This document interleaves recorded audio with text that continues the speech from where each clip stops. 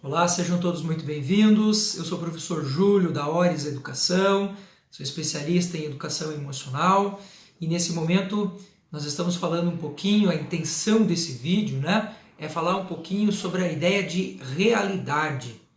Quando nós falamos sobre o eu realista, esse sujeito, essa pessoa, que olha para o mundo e que apreende o mundo, normalmente a gente tem a impressão de que a realidade é aquilo que é, estou olhando para um livro, estou olhando para uma xícara, estou olhando para um computador e estou vendo a xícara, estou vendo o livro, estou vendo o computador e a partir daí as pessoas tendem a acreditar, a pensar que isso é o que traduz a ideia de realidade. Na verdade, não é bem por aí que as coisas acontecem. Nós temos sim uma verdade objetiva, que é uma verdade que via de regra, usando aí o critério da estatística, a maioria das pessoas, ao olhar para uma mesma coisa, verá ali algo muito parecido do ponto de vista objetivo. Só que, além desse ponto de vista mais objetivo, nós também temos um ponto de vista que é subjetivo, ou seja, o filtro que nós aplicamos sobre tudo aquilo que nós vemos também altera o objeto. E, por consequência, também altera a realidade. Então, às vezes, a pessoa está contando alguma coisa para você, ela está te explicando alguma coisa sobre algo que aconteceu em um determinado momento da vida dela, e a imensa maioria das pessoas que ouve essa situação sempre estará focada na realidade objetiva dessa pessoa, Então, o sujeito, perdeu alguém da família, sofreu um acidente, foi abandonado e assim por diante. E a pessoa que está olhando para a realidade de uma forma muito objetiva, ela não consegue sentir o que o outro está sentindo.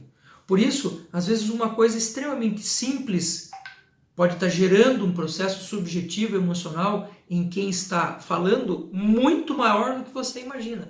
Ou então, muito menor.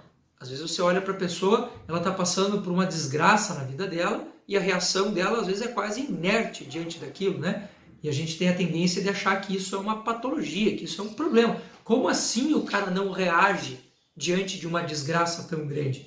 Aí nós temos dois problemas. O primeiro problema é você olhando para a verdade objetiva e não conseguindo entender o processo emocional do outro. A segunda questão é você estar colocando a sua própria verdade subjetiva em cima do que o outro está falando.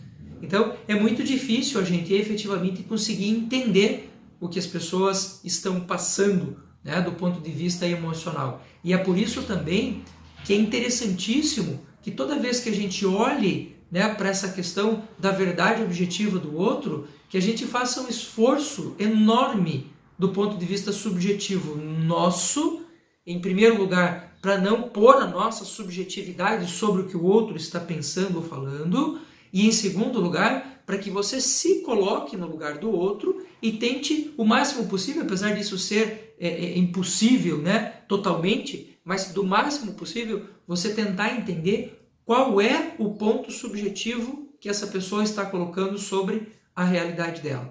Este é um princípio básico do processo da educação emocional.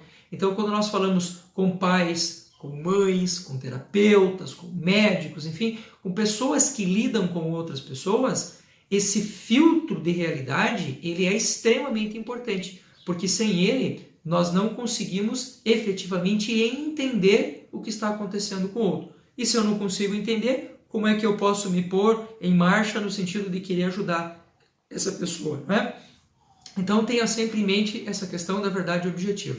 Uma última questão aqui sobre esse senso de realidade tem a ver com a ideia de que todo o processo objetivo de realidade, ele tende a entrar no patrimônio da memória das pessoas de uma forma inalterável.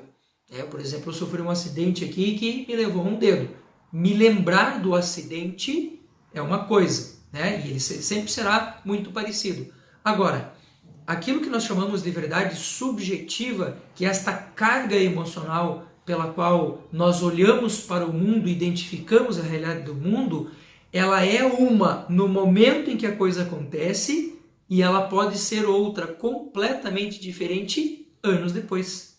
Então, quando a pessoa... o Júlio está contando a história do acidente dele 10 anos depois que o acidente aconteceu, a carga emocional que eu estou colocando sobre a história que eu estou contando pode não ser mais aquela carga lá do momento em que a coisa toda aconteceu. O que é bom por um lado e ruim por outro, né? Isso é excelente por um lado, porque se eu sei que essa carga subjetiva ela pode mudar, eu posso tirar uma pessoa de um estado traumático, por exemplo, e fazê-la interpretar a situação de realidade dela hoje de uma forma muito diferente.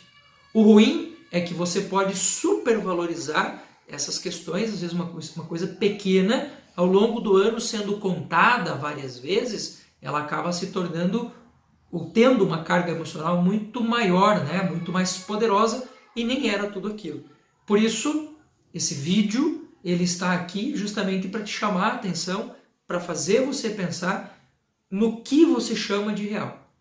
Nem sempre aquilo que você chama de real é o que é.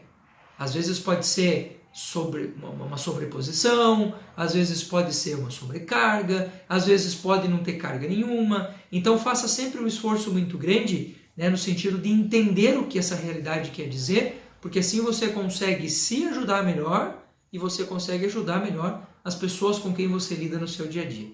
Tá bom? Beleza? Grande abraço, até a próxima.